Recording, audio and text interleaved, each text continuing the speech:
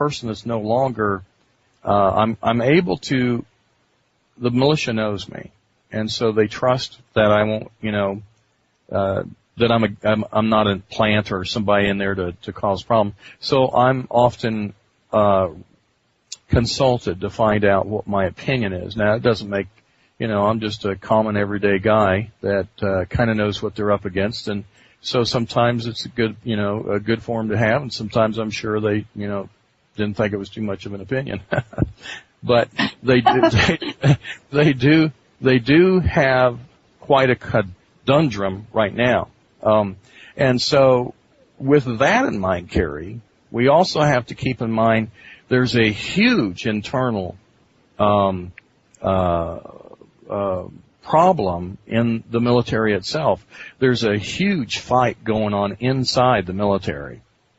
And this has been going on ever since 9/11, because what happened was with that last when we had 9/11 event, there was one plane that didn't hit its destination.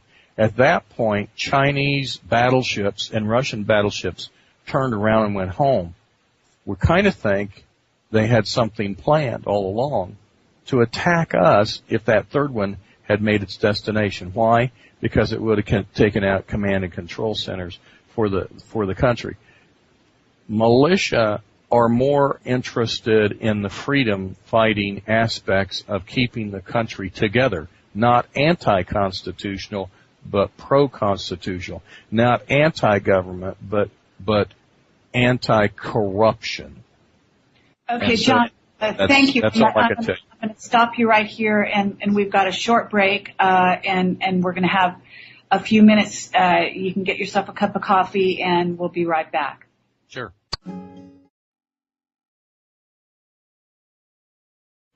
Okay, this is Kerry Cassidy from Project Camelot Whistleblower Radio, and our website is projectcamelot.org. And I encourage everyone to go there, take a look at our 4 years worth of video and audio work, interviewing whistleblowers and researchers and experiencers across the globe. And we intend to continue this mission. John Waterman is here with me, Dr. John Waterman, not his real name. And we were just talking even during the break about a question that's coming through. So I want to jump to that question if it's okay with you, John. Sure. Basically, the person is saying, do you think that the attacks on the U.S. politicians as a result of Obamacare is the beginning of moving things to a new level? What's your take on that? Well, the moving to the new level happened when he signed the bill. That's definitely, but the attacks, they knew there was going to be the potential for America to be very upset about this, and this is a perfect time for them to start that smear counter intel, they call it, or you might say psyops. Psyops is always going to come before something occurs. So they have to demonize their biggest threat to the power base they have. See, these people don't have any power without weapons. Right now, the United States is the muffet. They're just the cannon powder. They're the bullets. And with our government being taken over like it is, they send these troops all over the world at their whim. I mean, we're not talking about a police department getting a page and asking somebody to go. Imagine how powerful people might think if they had the control of a small town police department where they could just harass everybody. But imagine having the power of the entire United States and how you could just deploy it at almost your own, will. All you have to do is stage it, do a little research, plan it ahead of time, have all the pieces in place, use the media to ramp it up, and voila, you've got your war in Afghanistan or you've got one in Iran.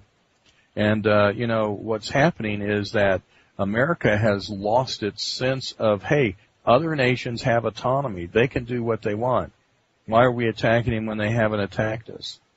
I'm not saying that we shouldn't protect ourselves, but we've gotten into very interesting times where people are deluded into thinking that these things have to be done. And I think this has a lot to do with the mind control that's been going on. that the mainstream media has, and there's a lot of other, interesting talks that we can talk about. But definitely these attacks that you keep hearing about more than likely are part of a planned deception. They're not militia people.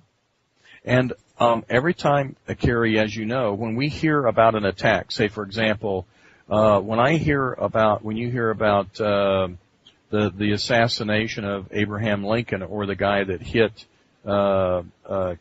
Kennedy, or they have three names. Well, the guy that hit the IRS building in an airplane, he had three names. Again, anytime you hear three names, I want everybody to understand they're trying to make you think it was one person. Yeah, that's interesting. Just one of those kind of insider little tips on some of this. This is again sort of an occult thing where they're messing with things right out in the open. They are programming people to do whatever their will is, and those people will have three names. And I have to say that I have three names, so don't shoot the best here, but. My name is Kerry Lynn Cassidy, and so there you go. But at any rate, you're not by yourself. We're with you. Thank you. And yeah, I mean, this is really interesting because ultimately, when we do hear about things like, the office of the Democrats being trashed, is it really trashed, or are we back to Watergate again? This is the issues that we have to look at and with a really clear, cold eye to what we're being told versus what's really going on. Well, they're claiming that they can pass all these bills because the Commerce Clause allows them. But people don't have a clue what that means, Kerry. They say health care, and so you'll hear even Fox or all the conservative, quote, conservative places talking about health care being regulated nationally. It's not across interstate commerce. In other words, Kerry, by the way, that may be a fake name, but I'm a doctor. If I have a license in a state, say I'm in Kansas, I can't go into Oklahoma unless I have an Oklahoma license and give a prescription. So it isn't regulated interstate-wise. There is no interstate commerce. You have to go to each state. A practitioner has to get a license for that state, passed for that state. Now, there are some states that have reciprocity, but it's regulated within the state. So there isn't a thing to do right now with health care that's interstate. So there is no Commerce Clause allowing this to happen. Okay, but I know you're aware that in Europe that's actually not the case because of the European Union. No.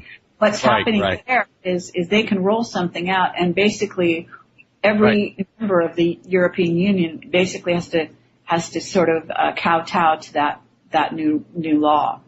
Right. Now you're talking too about a couple different things here. We have what you mentioned earlier on your program today was the law of the land, or somebody, or I think Miriam did. But you were talking about, you can learn what your sovereignty is and that you can become a person of the land. And no better person to talk about that would be Jordan Maxwell, which talks about the fact that the reason why we have law of the land applied to it is because it's not admiralty law. Admirals run around on the sea, not on the land. So what we have with this law that's being invoked upon people from Washington, D.C. is not law of the land. It's admiralty jurisdiction wrote from a private corporation that's been imposed upon people through the color of law and duped into being enforced through all the fusion centers in the United States and all the law enforcement that actually think it's law. And exactly. There's a whole discrepancy there.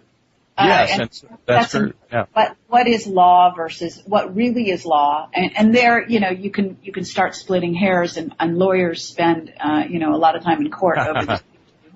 Where you've got one law that actually contradicts another one. That's another game. Law on the game. I'm sorry. Go ahead. I'm sorry.